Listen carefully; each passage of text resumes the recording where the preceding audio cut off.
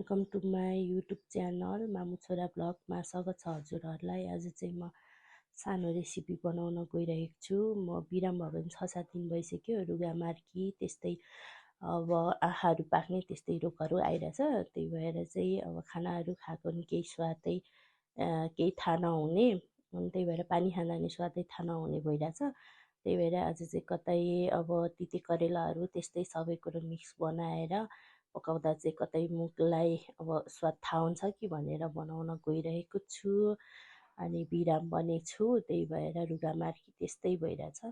हेरेर माया गरिदिनु होला। हेर्नुहोस् है साथीहरू, यो तिते करेला भइहाल्यो, अनि यो लोकल कुखुराको अन्डा भइहाल्यो, यो भयो प्याज, यो भयो टमाटर, यो भयो आलु। यो कति 3-5 थरीलाई चाहिँ आज मिसाएर म एकै ठाउँ पकाउन गइरहेको छु। 7-8 दिन भइसक्यो बिराम भएर, मुख नमिठो भएको है, पानी खाँदा पनि पानी पनि त्यस्तै केही स्वाद नआउने, खाना त झन् खाएकै छैन। अनि त्यही भएर यति एकै ठाउँ मिसाएर पकाउँदाखेरि चाहिँ खानाको अब खाना खाँदा स्वाद आउँछ कि भोकले केही थाहा पाउँछ कि भनेर पकाउन गइरहेको छु। एकै ठाउँ पकाउन गइरहेको छु। एकछिनमा पकाएर तपाईँहरूलाई देखाउँछु कस्तो हुन्छ। धेरै दिन भइसक्यो खाना पनि नखाएको, त्यही भएर रुगा पनि लागिरहेछ मलाई हल्का। अनि त्यही भएर चाहिँ अब पकाउन सुरु गरिरहेको छु। पकाएर देखाउँछु है तपाईँहरूलाई। मैले चाहिँ यहाँ पकाउनको लागि बसाइसकेँ, अनि तेल पनि हालिसकेँ।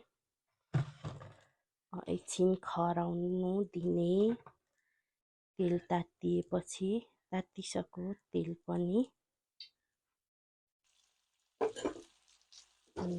यो चाहिँ पिरो खोर्सानी,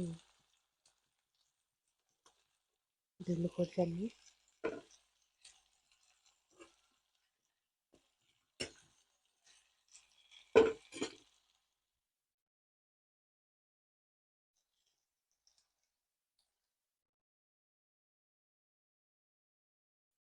चाहिँ मेरो खाना भन्यो भने, खाजा भन्यो भने, जे भन्यो भने मुख फेर्नको लागि, फर्काउनको लागि तयार भइसक्यो साथीहरू। हेर्नुहोस् त ग्रेभी बनाएको कस्तो राम्रो छ।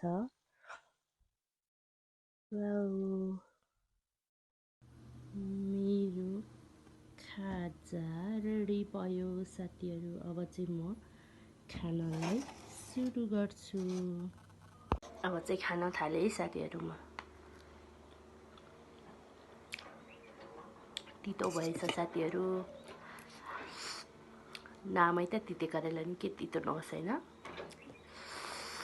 अब चाहिँ जिब्रोले थाहा पाएछ साथीहरू, स्वाद थाहा पाएछ। अब चाहिँ खाना भरेदेखि चाहिँ खाना रुच्न थाल्छ कि जस्तो छ।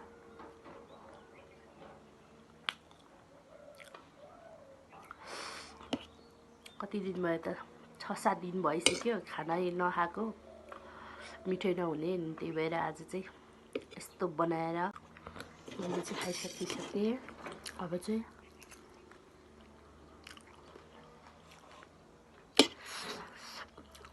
मेरो रेसिपी कस्तो लाग्यो हेरेर माया गरिदिनु होला है साथीहरू। आजलाई बाई बाई। अब अर्को भ्लग लिएर आउँला, बाई।